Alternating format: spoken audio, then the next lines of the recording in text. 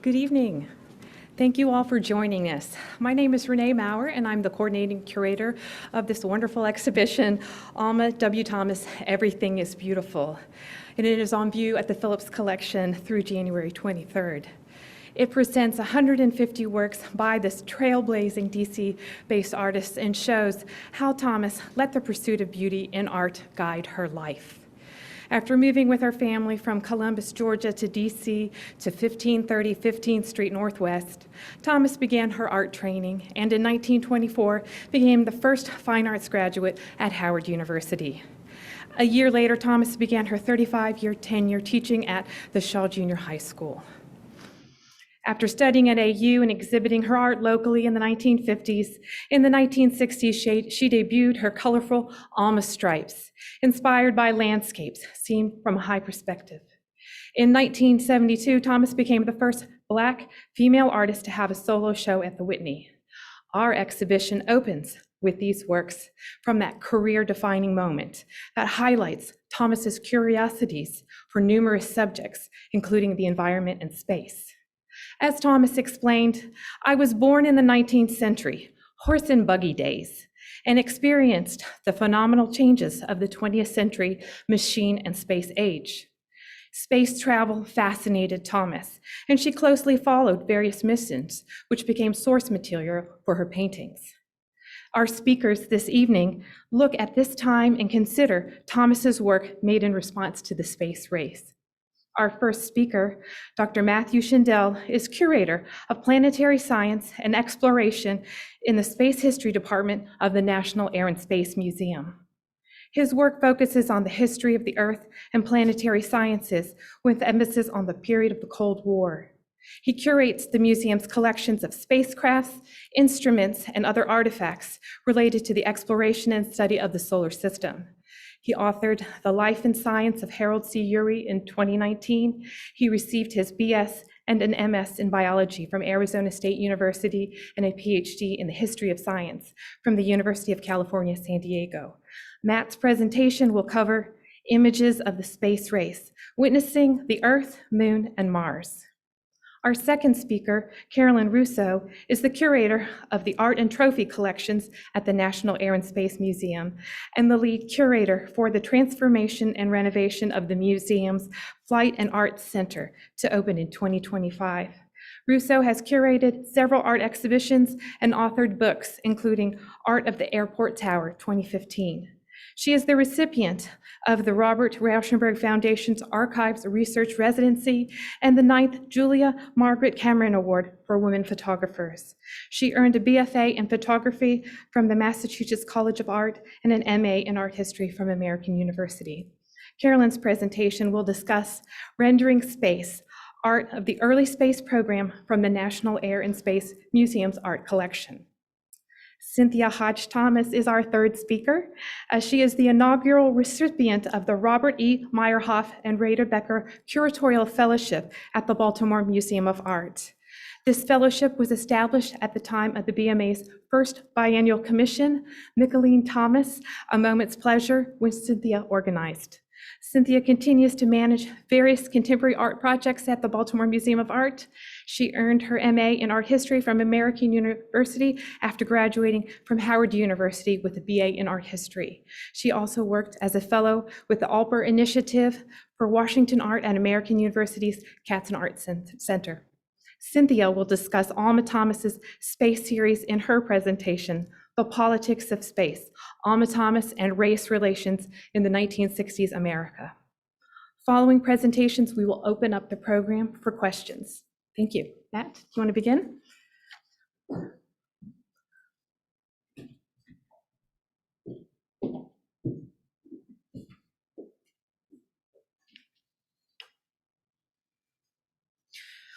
Thank you, Renee, and thank you to the Phillips Collection for inviting us to be here tonight to speak. It's really a pleasure to be here and to do this. This is the first event that I've actually done in person for the last 2 years. So, let me brush off the cobwebs and go ahead and see if I can still do this.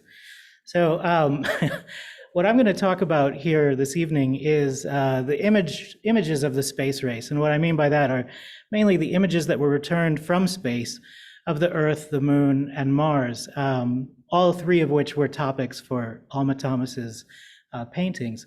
And I wanted to say before I start that, of course, there's a long history of people consuming images of the Earth and planets long before the space race. A lot of this was through illustration, either scientific illustration or more artistic renderings. We think maybe of the paintings by Trouvelot of the planets from an earlier century, and we think of how people consumed those images prior to the space race as through more popular or vernacular means like almanacs, popular science journals, maybe science textbooks. But the space race really was a different period in that it returned, images from close up to the moon, from close up to Mars, and the first images of the Earth from space, which people had only been able to kind of imagine what that view would look like up until these images were returned. So the very first images of the space race came in 1959. They were of the moon. Well, I really shouldn't say they were the first images of the space race, but the first images of the moon in the space race, and they were not American images. So, the space race was a geopolitical contest between the US and the Soviet Union, and the Soviet Union beat the American space program to a lot of firsts, and that included some of the first images of the moon. And so this was the first image ever returned of the far side of the moon in 1959, a view that no one had ever seen because the moon always shows the same face to the Earth as it orbits the Earth. No one had actually seen the far side until this image was returned. So even though the image itself doesn't really look like that much, especially compared to images that we're used to now, it was a really groundbreaking image at the time that it was first disseminated. 1964, the United States finally sort of caught up to Russia in returning its first spacecraft images of the lunar surface. You can see that these are sort of a lot more detailed and close up than what the Russian mission had returned, and that's because this was actually a crash landing program that NASA had called Ranger, which were probes that were sent to the moon to crash into the surface and to take images all the way down as they descended towards their ultimate destruction on the surface of the Earth. So this was one of the first images returned by Ranger 7, which was the first successful Ranger mission. So that should tell you something. It's the 7th mission. It's the first to actually succeed. Returned thousands of images while it was descending to the surface. And that included this one of its landing site, which they named Mare Cognitum, which meant the sea that has become known. Now it has been sort of studied by cameras up close, and so they named it that in honor of that. The space race continued. The Russians continued to, also go to the moon and return images, including this one from 1965, of more images from the far side of the moon.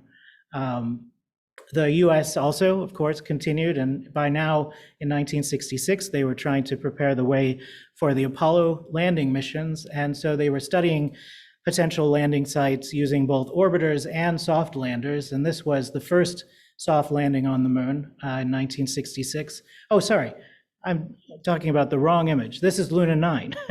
This is a Soviet image. See, I told you there would be cobwebs to sweep away.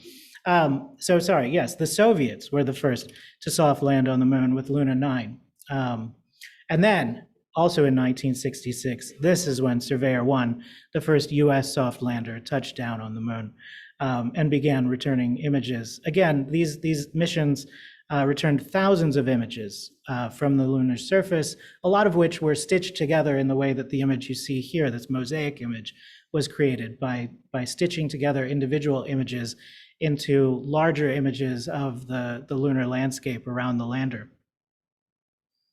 And then finally, sort of the most extensive program that the US used before the Apollo landings was the Lunar Orbiter program, which ran from 1966 to 67 and overlapped with that soft landing program I was talking about earlier, the Surveyor program. And their purpose was to survey from orbit several potential landing sites for the Apollo missions, but then also once those sort of targeted missions were completed, they were able to spend some of the later missions mapping the entire surface of the moon. And they got pretty close to returning images of most of the moon. And they also returned this. The Lunar Orbiter 1 mission returned the very first image of the Earth from the vicinity of the moon. So this was the first time that humans had seen the Earth from the moon. And it was captured by a robot, by a robotic mission. Eventually, this image would kind of be eclipsed, which, if you'll pardon the kind of pun about the Earth and the moon, by the Apollo missions and the images of the Earth from the moon that they returned, which really were sort of jaw-dropping images of the Earth. But before Apollo, these robotic missions were really groundbreaking in returning some of the most high-resolution images of the moon that people had seen up to this point. So Orbiter 2, which followed Lunar Orbiter 1, actually captured this image, which is a little difficult to see in this newspaper rendering, but this image of the Copernicus crater on the moon, which several news outlets sort of heralded as the picture of the century, that this was one of the most amazing photos that folks had seen at this point, of the moon and of the moon's surface, the type of detail that no one had ever really imagined they would be able to see of the moon before the space race. And this gives you a little bit better idea of what that image looked like. The image on the right is that image of Copernicus crater cleaned up a little bit from what you saw in the newspaper. And on the left are the other types of images that were returned by those lunar orbiter missions, which were more wide angle shots that showed you more of the moon's surface. And again, these images were stitched together into large maps of the moon and globes of the moon that geologists then studied to try and determine what were the best landing sites for Apollo in terms of them being safe to land, but also being geologically interesting.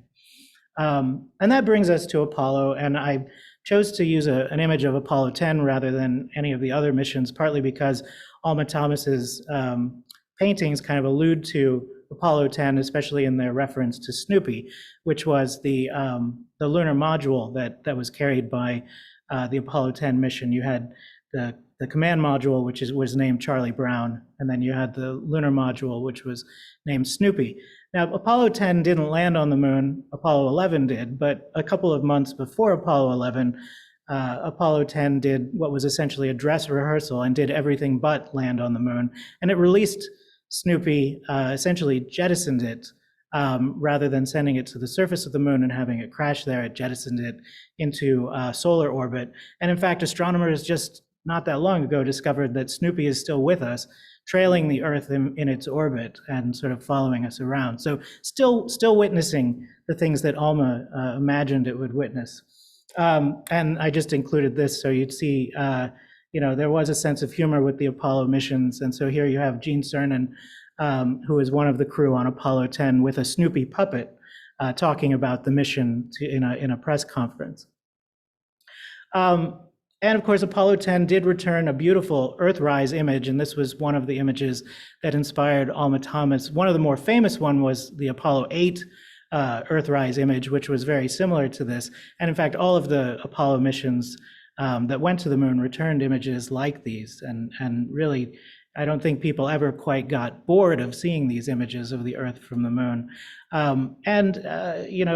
Most people actually experienced these images in black and white, because at this point in time, it wouldn't be for another few years that color TV sales would surpass black and white TV sales. So most people were still watching television in black and white, and also were, of course, reading about things in the newspaper. But if you went down to the newsstand and picked up Life magazine, you could usually find color images of what was being returned from the moon. And so people did get to see these beautiful color images of the moon, if not just at home with the magazine subscription, then at least on the newsstand when they were walking to work or whatever they happened to be doing. And I just wanted to include one last image, which is of Mars and not of the moon, because Alma was also very influenced by images returned from Mars and the Mars exploration program. She has some beautiful paintings of Mars dust. And so I wanted to kind of just point out that when the first spacecraft to go into orbit around another planet, Mariner 9, when it went into orbit around Mars in November 1971, it encountered the planet in a global dust storm. So the fact that Alma chose to paint Mars dust is probably no coincidence. Of course, we knew already that Mars was covered in dust, but we actually got to see the entire planet covered in dust in a global dust storm that was just raging across the planet for months. And that's it for me. I will let my other presenters get to the actual art, and that should give you a good sense of at least what space imagery Alma and her fellow Americans were consuming during this period.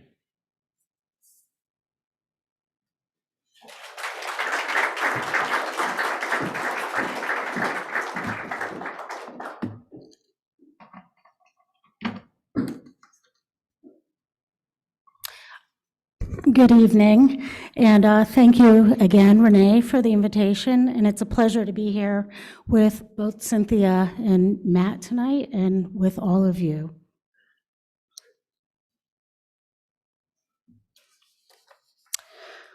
So the journey to space and the first moon landings stretched the minds, spirit, and imaginations of artists and opened new terrain to explore.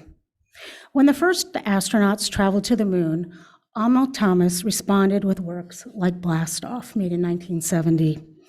This large painting is dominated by a triangular form comprised of red, orange, and yellow color stripes, and the color blocks in the shape of a flame convey the velocity and intense heat from the almost 5 million pounds of rocket fuel on liftoff. And as you can see, there's a tiny dab of gray that sits atop the flame and represents the rocket headed toward space.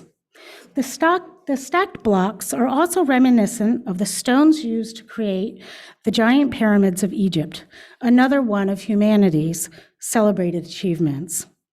Note that the rocket blast is flanked by shades of blue, pink, brown, and green earth tones. These colors can be found in the natural environment surrounding the launch site. So if we view this painting from the perspective of bird's eye view, the scene translates into an aerial view with the colors representing the ground, atmosphere, and the ocean. And from this angle, the rocket in blastoff is already over and away from the Earth. On first glance, Alma Thomas's paintings seem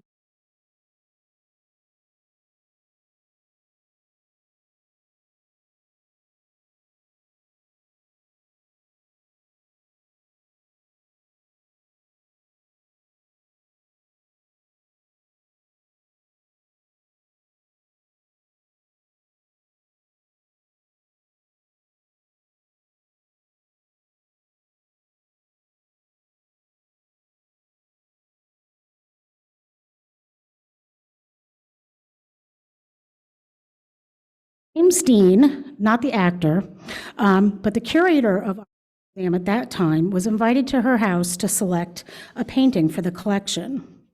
And in a recent conversation with Dean, who is now 90 years old, still retains fond memories of that meeting of Thomas. And he recalls when she came to the door, she reminded him of his grandmother, and she was wearing an apron.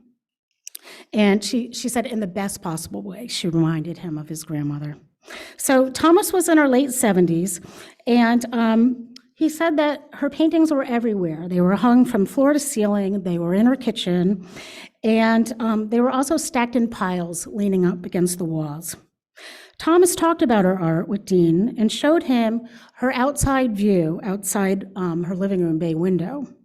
And there she spoke about how she was inspired by the colors, the way the light moved through the leaves, and the movements of the wind.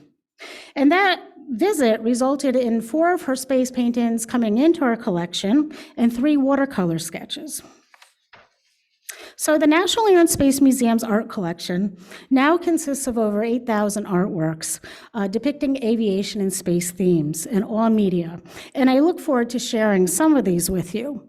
And so my intention for this talk tonight is to contextualize Alma Thomas's space-themed art alongside others working in the same period. And artists weren't working in a bubble. And I just want to back up a little bit. And what I hope is with both Matt's talk and my talk, it leads up to Cynthia's presentation and just gives you kind of a zoomed out big picture. And so space was a new and exciting genre. And so how were other artists depicting space? An early space artist is Chesley Bonestell, who is often referred to as the father of space art. And like Thomas, he was born at the turn of the century, a few years before her in 1888.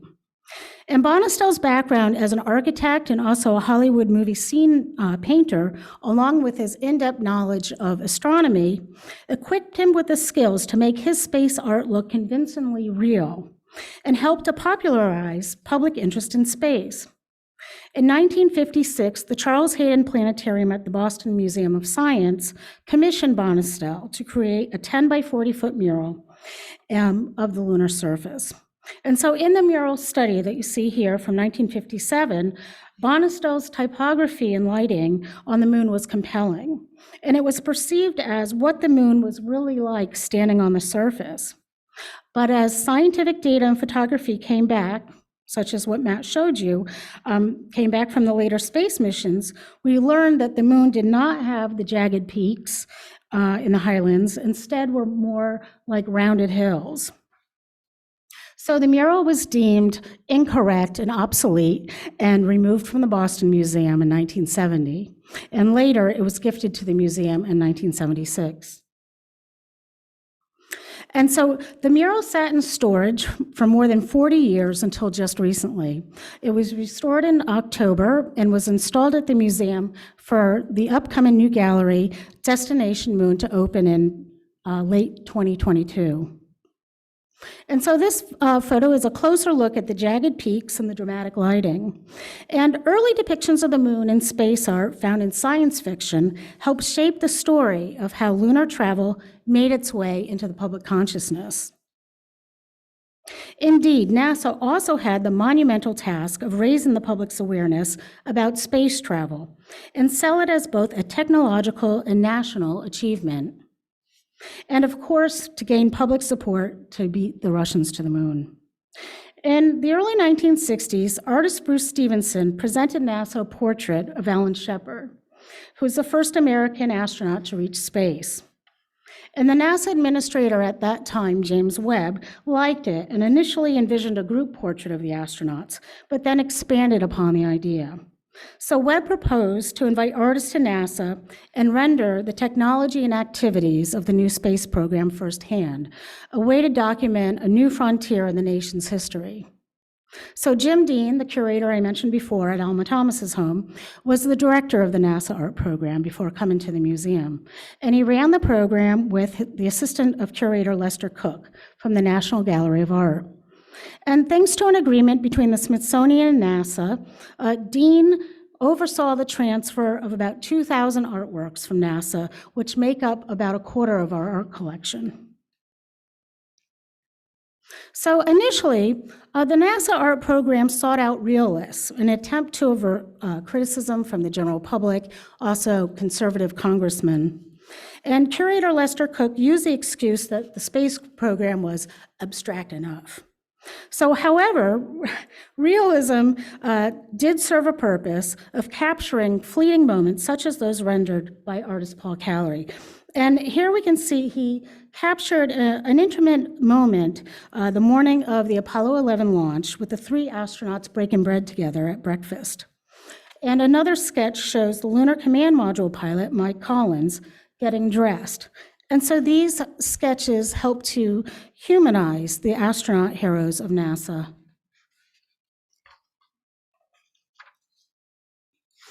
So Norman Rockwell was also on the wish list for the art program, but he had already been contracted to make illustrations at NASA for Look magazine. Even so, Rockwell and his paintings became associated with the NASA art program. So for other artists, they were paid a modest honorarium of $800, which barely covered their travel expenses. But most artists didn't care. The offer to witness space close up was priceless. Of course, Rockwell received red carpet treatment, and for this painting, he wanted the spacesuits to be exact. So on site at NASA, he worked with his photographer to capture his subjects, but once back in the studio, he was unsatisfied.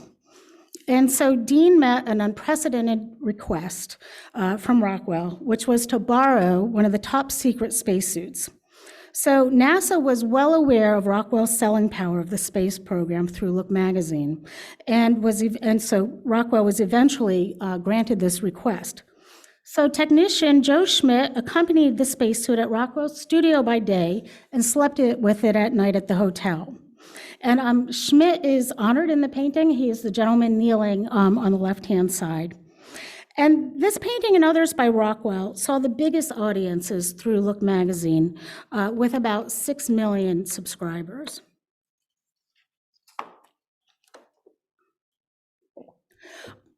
So Andrew Wyeth, another realist, was invited to participate in the program, but he declined. But he recommended his father's students, Peter Hurd and John McCoy, and his son Jamie, who was the youngest artist in the program at 19 years old. The teenager selected a dangerously high location, and his perch to paint the Gemini 4 on June 3rd, 1965, was from this tower here.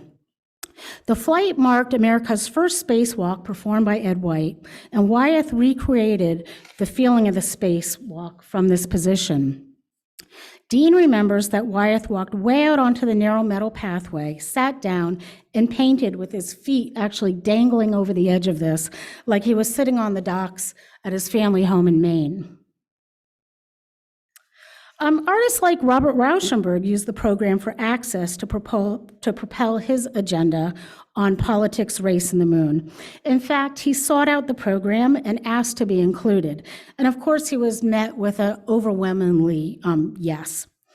The Stoned Moon lithograph series culminated from Rauschenberg's experience as an observer at the Cape, and Dean remembers him just sitting at the launch site, observing and soaking in the sounds of nature, of wild boars, alligators, frogs, birds, all of the natural environment there in Florida.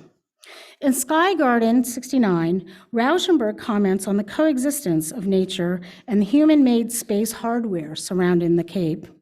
And his take on the space program was steeped with layered meanings. And since he didn't draw or paint on site, Dean supplied him with critical source materials of NASA photographs, charts, and maps. Jack Perlmutter was a local artist, and he participated in the program. He was the professor of art at he was the professor of art and chairman of printmaking at the Corcoran Gallery of Art in 1960 to 1982. So in Moon, Flowers, and the Horizon, he also chose to juxtapose the nature and technology. Another artist from the DC area is Mitch Jamison, and he was the professor of art at the University of Maryland. And his experience as a combat pilot, he was in the Navy in World War II and also later in Vietnam, landed him aboard the aircraft carriers out in the Pacific. And so there he could depict the splashdown and the recovery of the space capsules and the astronauts after their flights. In First Look, Jamison's portrait is an astronaut's face in space with a bewildered and frightened look. And with his experience as a combat artist, this drawing conjures an expression of someone facing the unknown factors of war. In First Steps, astronaut Gordon Cooper steps out of the space capsule onto the deck of the recovery ship after 22 orbits around Earth. And so his spacesuit reflects the light of the bright sunlight and is reminiscent of the gilded Russian icons on stained glass windows at church. And indeed, hallelujah may have been the feeling to all on board after the safe recovery of an astronaut.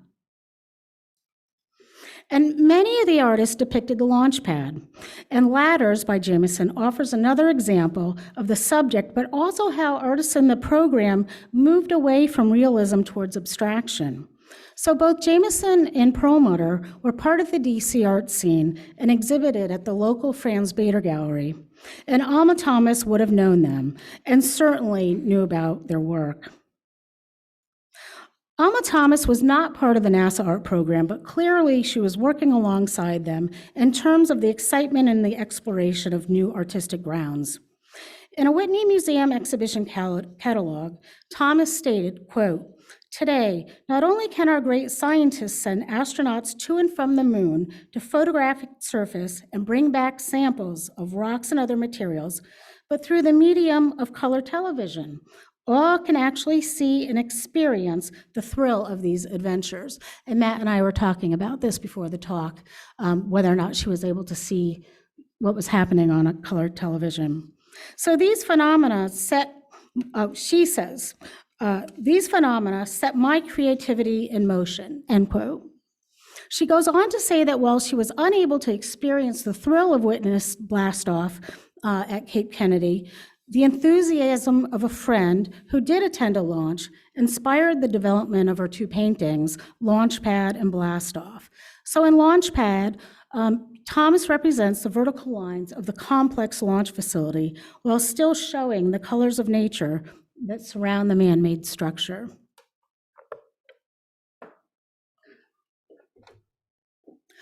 There were just a few women in the NASA art program. Watercolorist Dale Myers accompanied her husband, Mario Cooper, who was invited to the Cape. And then she was invited back again as a working artist in the program once they saw her watercolors. Irene Dodd came to the program through her artist father, Lamar Dodd. Maxine McCaffrey was an invited artist and depicted the mission control at the Manned Space Center, and that's known as the Johnson Space Center, Johnson Space Center in Houston. Her caption at the top says, "Get back in." You can barely see it, but it's at the very top, which is in reference to flight director Chris Kraft telling the crew to get the astronaut Dave Scott back into the capsule from the stand-up EVA spacewalk. Crystal Jackson was the most prolific of all of the women artists in the NASA art program and repeatedly visited the Cape without funding. Her primary focus was the culture surrounding Cape Canaveral and Cocoa Beach. In watching Gemini 10, Jackson conveys a story and gives a timestamp to the drawing through fashion, technology, and text. And as you can see the dated little stack of phone booths there as well. The inscription lets viewers know that the woman in the blue dress is an astronaut's wife, the woman in yellow is a teacher from Oklahoma, and the man wearing a 10-gallon hat is President Johnson's next-door neighbor. And so at the top is a bracelet adorned with little rockets. It has space capsules. And so this is something that you would find in the trinket shops down at the Cape. And although women artists like Jackson worked hard and for free, it's fair to say that women artists in the early art program were not actively sought after. And Black artists were absent entirely. So unfortunately, this was also reflected in the art world and other segments of American society at that time.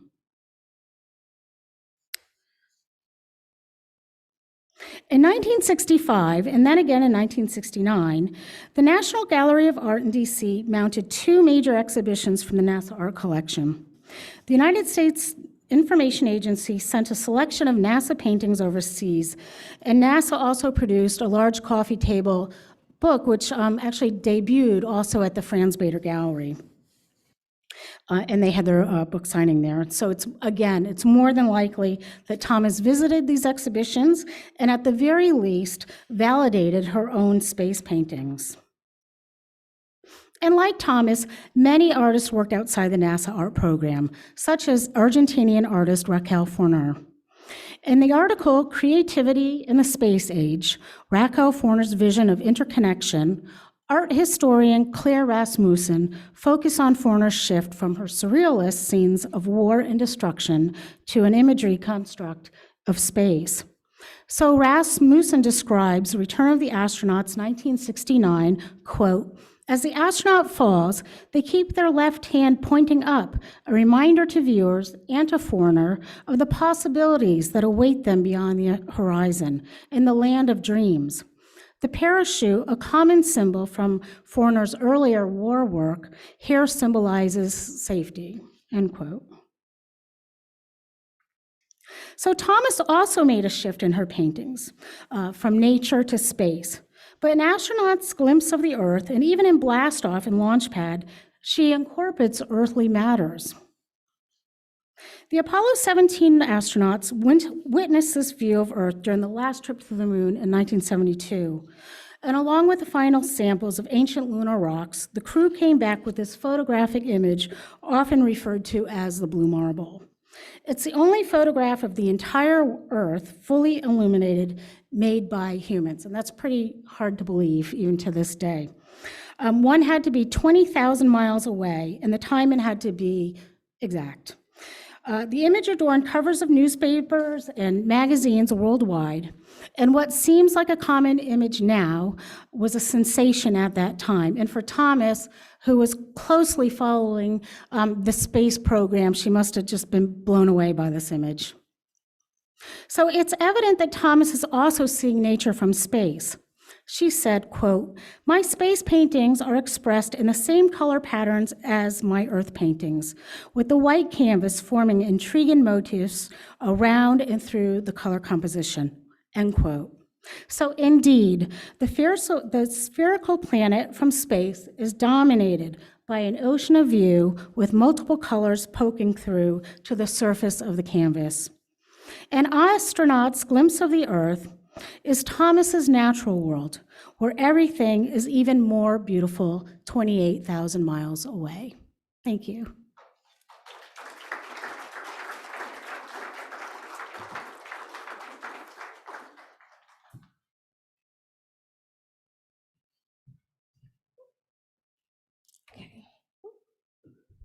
Hi, I want to thank Renee again and both Matt and Carolyn for letting me join you guys and add some fun stuff about Alma Thomas's space series.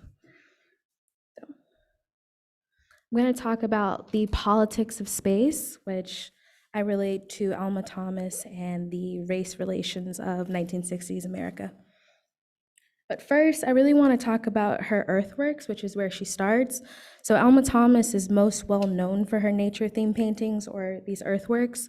They are abstract paintings with a bold color palette, unique brushstrokes, and titles relating to flowers, seasons, and other natural elements, which you see with an air view of spring nursery and flash of spring, which are common titles. You also get a lot of flower titled names like tulips, irises, and things like that. They reflect Thomas's impressions of nature as she saw and experienced them in her daily life, usually from looking outside of her own window at the trees and flowers in her own garden.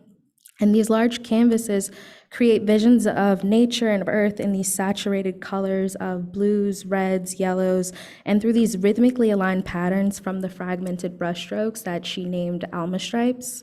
Now, Thomas's earthworks really evoke the universal beauty of nature, with an emphasis on universal, because absent from any of her paintings were any specifics to the locations that inspired them. So there are no formal characteristics, there were no styles or themes that anchor this work to the world around it. She's really focusing on the beauty of nature rather than the world around it. And we can believe that she creates this generalized experience in order to posit nature as an escape from the world around it. So she's focusing on the beauty rather than anything else that's going on. And Thomas found nature to be a relief from the evils that she and other African Americans faced in her life, as segregation and violence towards African Americans at this time was something that she dealt with. Her family left Columbus, Georgia to come to Washington, D.C. in 1907 following a really violent attack on her father by an angry white mob. And this attack really traumatized her. She actually stopped speaking for a number of years after this. So we can see that she uses nature as a way to escape from the trauma that she had experienced and the trauma that other people in her life were experiencing at this time. Now, Thomas describes her motivation for creating art as, quote, wanting to paint the beauty of the world rather than man's suffering. So she really focuses on the beauty of the world rather than the suffering that she herself experienced and other people like herself experienced at this time. But in 1969, with no explanation, Thomas stops tiling her works with references to these natural elements. Nature did not change, the trees and flowers outside Thomas's window did not change. but her interest changed. Nature no longer served Thomas in the way that it previously could, because nature itself had become a politicized site. So in the 1960s, artists started using the earth itself as a canvas. They started really using the earth to make statements about the earth, and you get this new wave of art called land art, which had a really big interest in the physicality and materiality of the earth, but it also coincided with growing environmental concerns and issues at the time. But with land art, we get works like Richard Long's A Line Made by Walking in 1967, which explores humanity's impact on nature and the temporality of the earth. Now, Long creates this work by physically and literally making a mark in the earth by repeatedly walking back and forth in a line. And this work comments on the ways in which humans use and abuse nature. It represented the ways in which human activity has literally and forever marked and changed the earth. Now, land art at this time joins the environmentalism movement with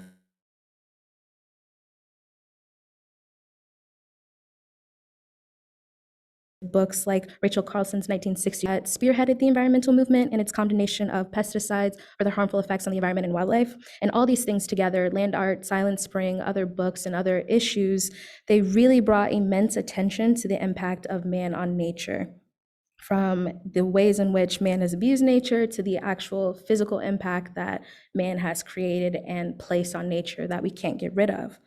And at this point, nature was no longer reprieved from these issues of society in the way that it had previously been for Thomas. Now it was an irrefutable reflection of the politicalization of nature and also man's abuse on nature. But the politicalization of nature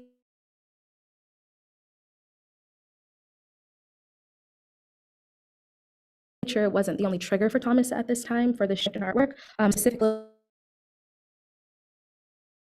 two that really influenced her occurred on April 4th, 1968 at the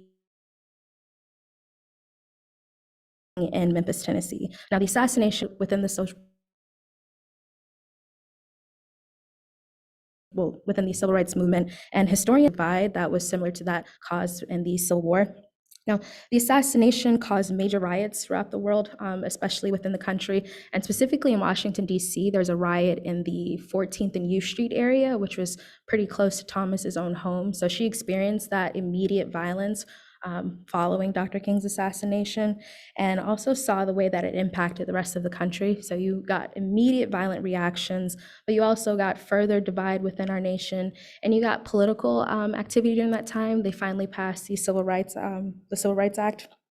But we can see Thomas's interest and admiration of Dr. King, as well as her admiration of the civil rights movement, because they're clearly demonstrated in one of her own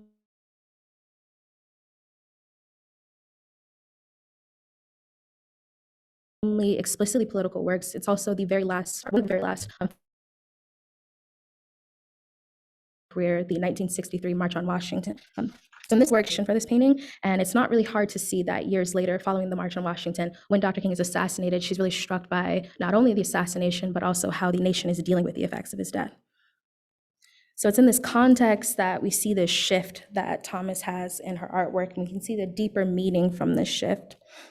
So although she left no writings and made no statements to this effect, the assassination of Dr. King, as well as the changing views in nature, clearly spurred the artist's shift in subject matter, because in its wake, she stops titling her works after natural elements and starts titling them after cosmic ones.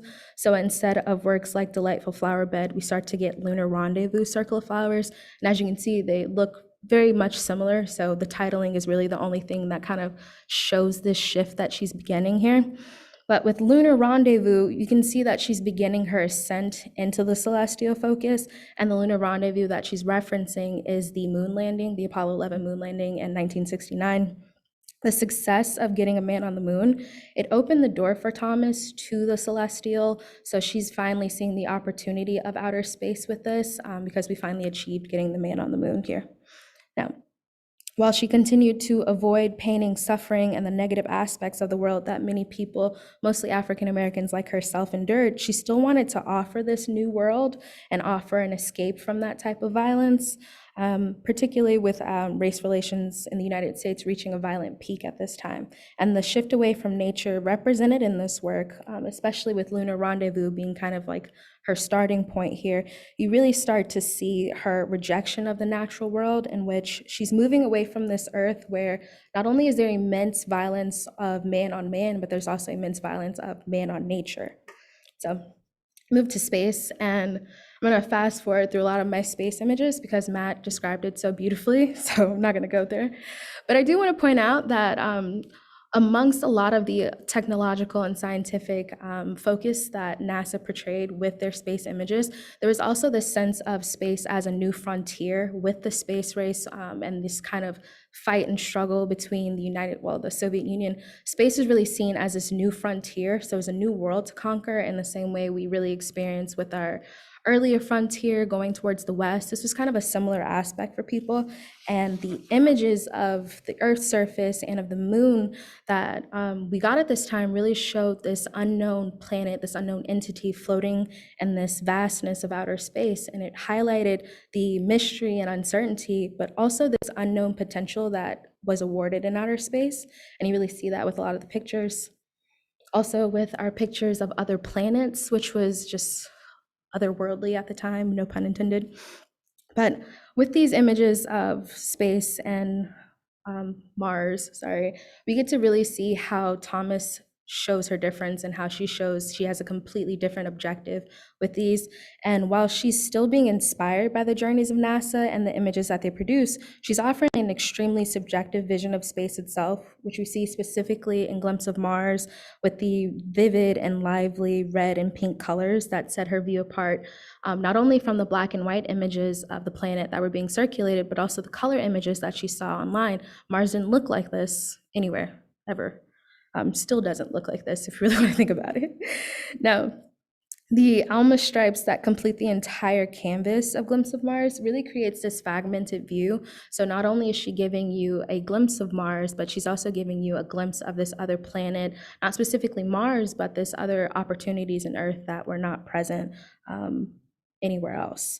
And it's in this abstraction that she's really kind of exploring what space offers to her, which is the ultimate freedom to experiment. And that shows how her space series not only stands apart from the images of space as we saw it from NASA, but also the images of space as we saw it from other artists.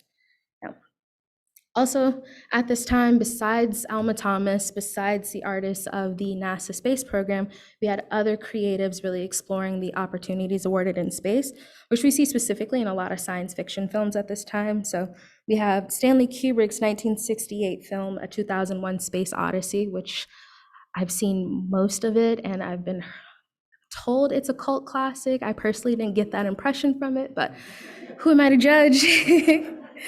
Now, this movie really pushes the boundaries in depicting the creative potential of space and significantly helped shape the entire science fiction genre.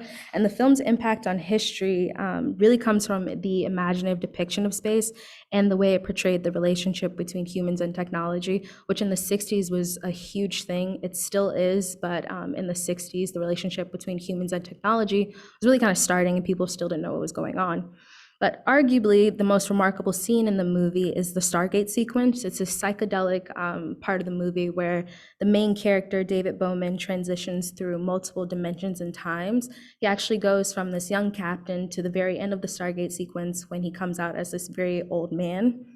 And for Kubrick, space enabled him to imagine an alternate world and experiment in ways that representation on Earth precluded. So it really gave him the opportunity to do things that had never been done before, not even creatively had this ever been done before.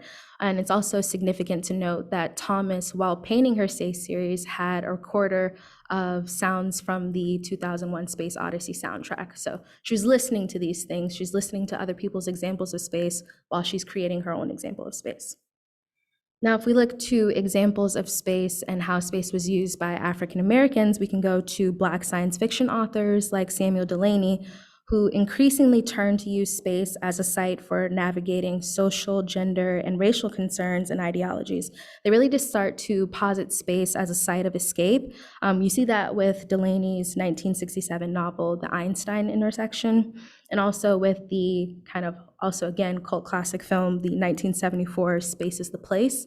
And in this movie, it really demonstrates the possibility of outer space as a site of Black liberation from the racial issues of current society. So it's Space is the Place. It follows Sun Ra, who's a famed jazz musician, visiting Earth and trying to rescue African Americans from Oakland, California, from the oppression of white people. And in the end, they leave, they go on his spaceship, and they go to a different planet, and Earth is destroyed in the end. But it's kind of a little bit depressing. But so scholars really see not only Space as the Place, but also other forms of Afrofuturism novels and artworks at this time as really envisioning Black liberation through intergalactic travel and the fulfillment of Black people's desires as only achievable on another planet. So they're really exploring how space awarded Black people things that were not available to them on Earth. Now, all these artists, both Thomas, Kubrick, Samuel Delaney, and others, they take influence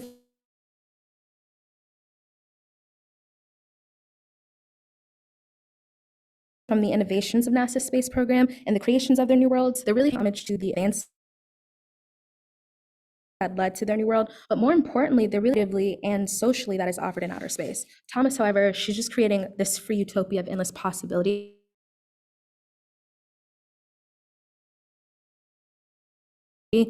Hers is absent of the injustice.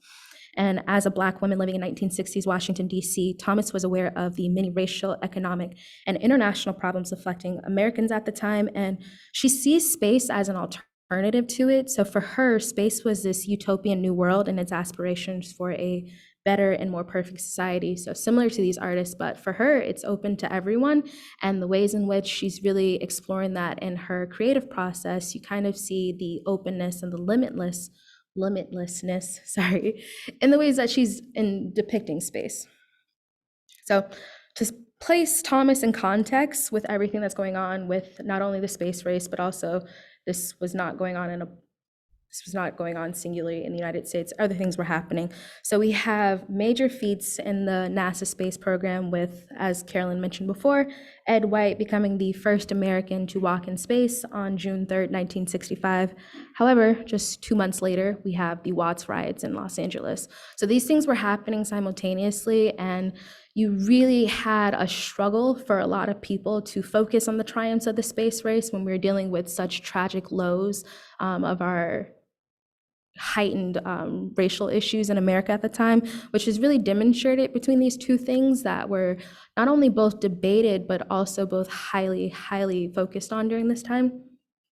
And despite their seemingly apolitical appearance, when placed in context, not only with the space race, but also with the traumatic violence against Black people on Earth at this time, the underlying political content and message of space being this place free from the issues of Earth and awarding all those that explore space and all those that experiment with space this limitless potential, which was her goal, it really becomes clear when you look at it in context with like everything else that's going on.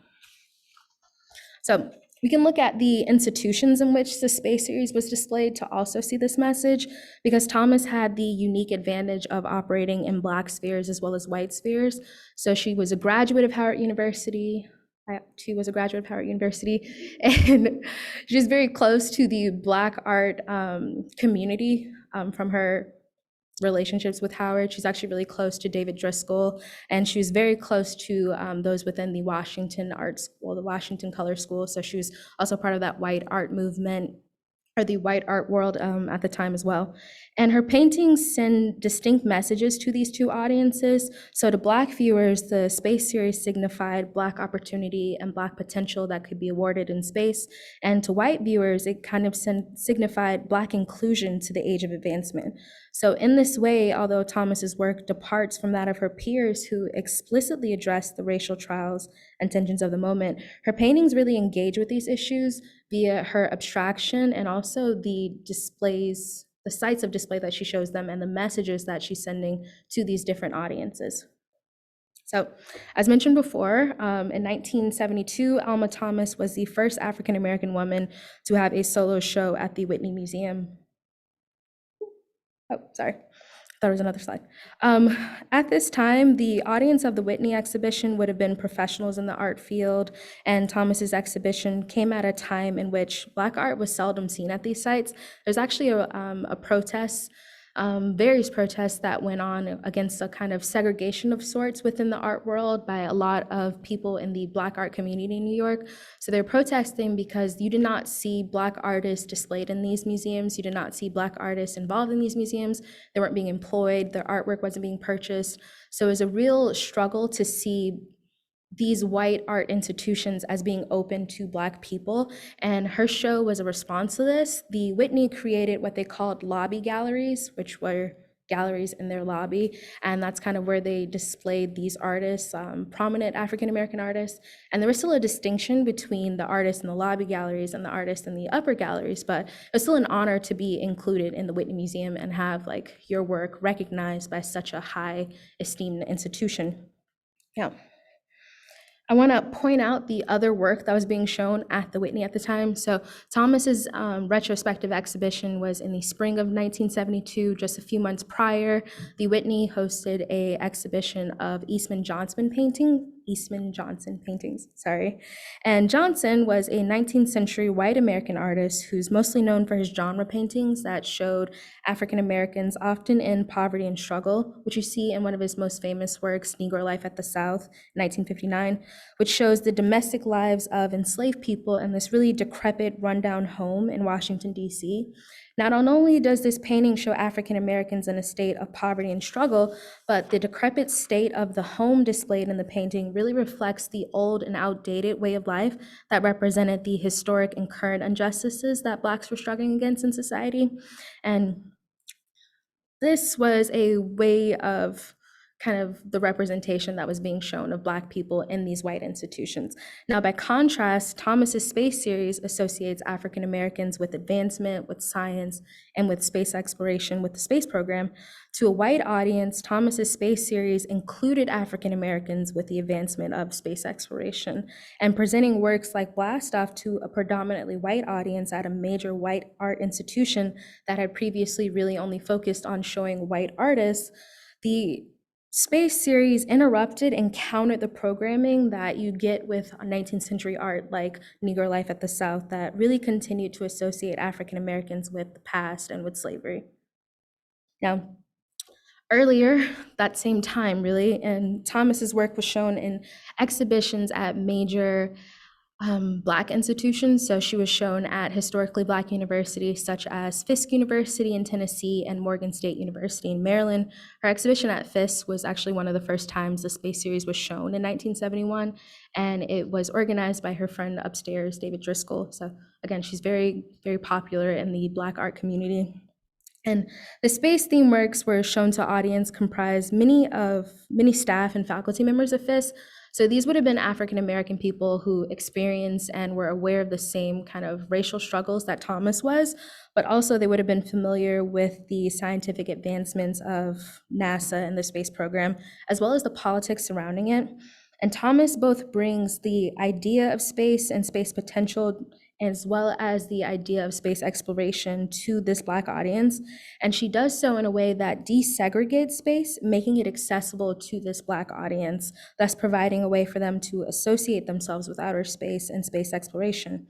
And the vision of space Thomas displays in Snoopy Sees a Sunrise, which in particular was included in that Fisk show, provides a way for her audience to see themselves as the astronaut, really positioning them in that position of, positioning them in that position of power, flying over the earth, watching this sunrise.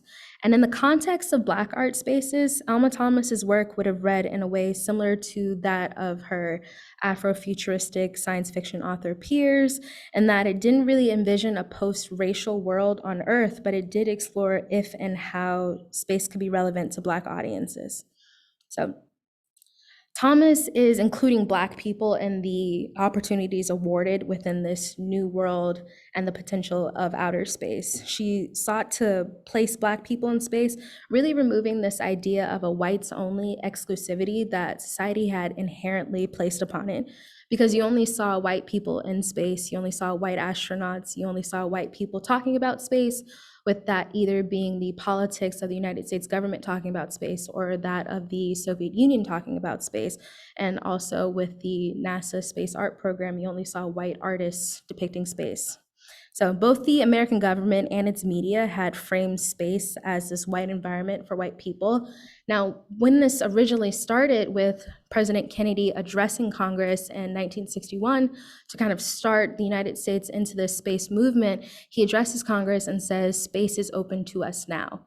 Now, the question that a lot of people in opposition to the space program and all the issues surrounding it was, who is us? Because at this time, the nation itself was still dealing with segregation. So you're opening up this entirely new arena, and who was this arena open to?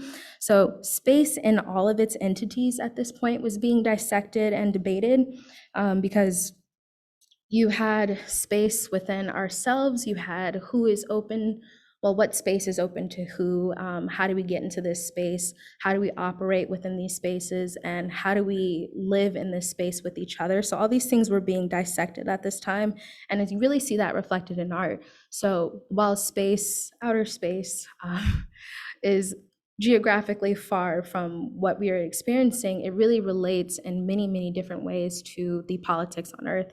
And you see all of this reflected in art. So during this time of racial tensions and war and prevalent social violence, outer space was a very unexpected topic of work, not only to be shown in Black art spaces, but to be explored by a Black artist. Now, you also had artists that did not engage with the social political themes of the moment, and that was completely fine. But for a Black artist to ignore all these social issues that affected her personally, and then to dive into something that did not affect her, did not affect anybody in her general community, that was just a little bit different.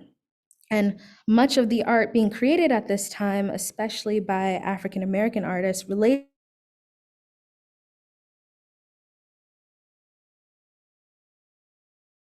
in some ways to those social causes that they experience, rights movement or the anti-war movement. You get artists like Barbara Chase Rabaud and Elizabeth Catlett. Elizabeth Catlett, however, just to point out, she was also in that 1971 show at Fisk. So she has a relationship with Alma Thomas's work. They're really shown at the same places. They're focusing on explicitly political events, whether that be activists such as Malcolm X with Barbara Chase Rabaud's Malcolm X sculpture, which honored the activists, or Elizabeth Catlett's Lionel Cuts, I Have a Reservation in particular, which kind of focuses on the activism of Rosa Parks. You had all these works going on. Now, her work, Thomas's work, is seemingly apolitical in its style, but the context in which it was shown places her in conversation with these explicitly political works of her time. And in this way, Thomas is participating in one of the most contested issues of her day. Her work did not look as explicitly political as other artists, but that was her point. The abstraction not only of her artistic style, but also the abstraction of outer space itself really enabled her to address, and also enabled her audience to address and envision possible futures rather than focusing on the past and the present. So Alma Thomas's space series, as I've shown you guys, quite literally differs from any other of her work, not artistically, but title and subject matter. It quite differs a lot, and it also differs from the work being produced by other artists at this time. Yet we can challenge the characterization of this series as apolitical. So early in her career, Thomas broached nature as an escape from the racial tensions of her moment. Nature, however, was being politicized, and the assassination of Dr. Martin Luther King Jr. The assassination of Dr. Martin Luther King Jr. changed this project that she had. It changed her way of creating art. Nature was no longer an escape, and the peak of racial tensions at that moment just created too much for her to escape from. So she turns this space in hopes of finding and even perhaps creating this new world with all the possibilities that she saw in space. And she wanted to create something that was free from the racial tensions of her moment And space really offers Thomas a way to create this, so a way to create what she had never seen firsthand before, rather than recreate the things that she had already seen.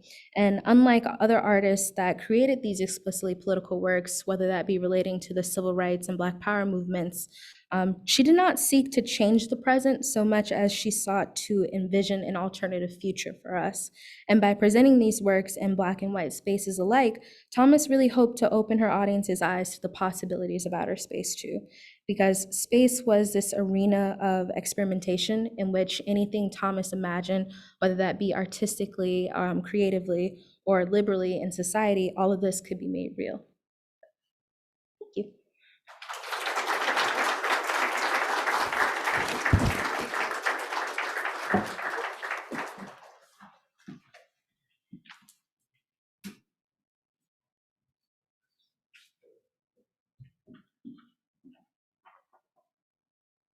Those were wonderful talks. Thank you so very much. We have time for 2 questions. Do we have any hands in the audience raised? Question. I don't need a microphone. Does the Smithsonian have the works of either astronaut Alan Bean or astronaut candidate Edward White?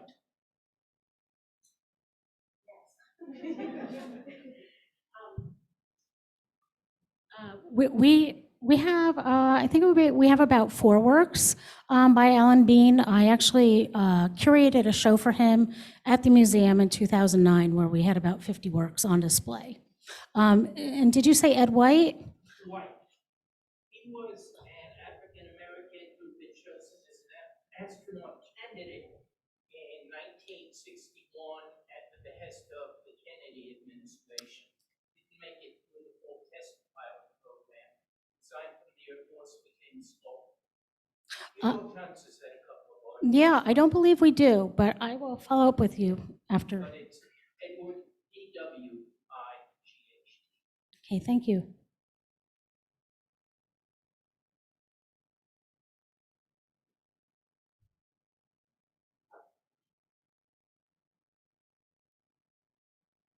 Thank you so much for those presentations. They really shed new light. So would there be any way of us knowing if Alma Thomas was able to see the views of the moon that was stitched together almost in this kind of mosaic-like pattern? Were those published widely, or do we know?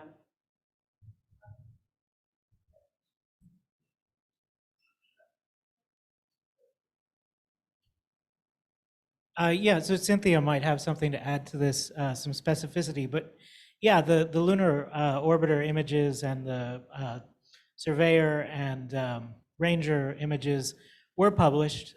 They were made public. It wasn't as easy to access them as it is today with the internet, but NASA considered all of those images to be sort of public property and did publicize certain numbers of them. They didn't put them all out into the world, via magazine publications, but a lot of them did make it out through, newspaper and magazine publications, as well as special volumes that came out after each mission. There would be sort of a book that NASA would publish of a lot of the imagery, kind of in the vein of an atlas. I'm just gonna highlight or piggyback on something of what Matt said. So yeah, she would have definitely been familiar with a lot of the images they produced, and also specifically with the art program that they showed, because I think, Carolyn, you touched on this, the show that they had at the National Gallery. Yeah, yeah, so being in this area, like, she definitely would have been to at least 1 or 2 of those. I was going to say also at the Franz Bader Gallery as well. Thank you all so very much.